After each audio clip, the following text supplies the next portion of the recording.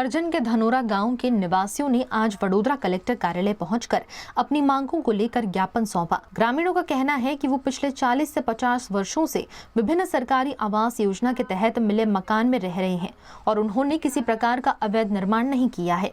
ग्रामीणों ने आरोप लगाया है कि वर्ष 2025 के पंचायत चुनाव के बाद चुनाव में पराजित हुए कुछ लोगों की शिकायतों के आधार पर प्रशासन की ओर से उन्हें नोटिस जारी किए गए हैं। उनका कहना है कि ये कार्यवाही दुर्भावना से प्रेरित है और उन्हें अनावश्यक रूप से परेशान किया जा रहा है। ग्रामीणों ने प्रशासन से पूरे मामले के निष्पक्ष जांच कर कार्यवाही करने और नोटिस वापस लेने की मांग की। इस दौरान उन्होंने AM परमार मामलतदार को ज्ञापन भी सौंपा।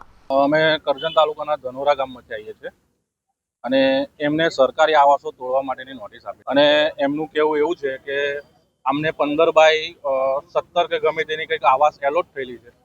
હવે એવું છે કે ગરીબનો છોકરો 15/17 ની અંદર જન્મે, 15/17 ની અંદર જ મરી જાય, એનાથી ના સારું એજ્યુકેશન લેવાય, ના સારી નોકરી કરાય કે ના પૈસો કમાય। પૈસો કમાઈને તમે 4 વ્હીલ લાવો, ટ્રેક્ટર લાવો કે ગમે તે લાવો તો એ કમાઈને તમે આગળ તો વધી શકો છો ને। એવું જરૂરી થોડું છે કે ગરીબનો છોકરો આવાસમાં જઈને આવાસમાં જ મરી જાય।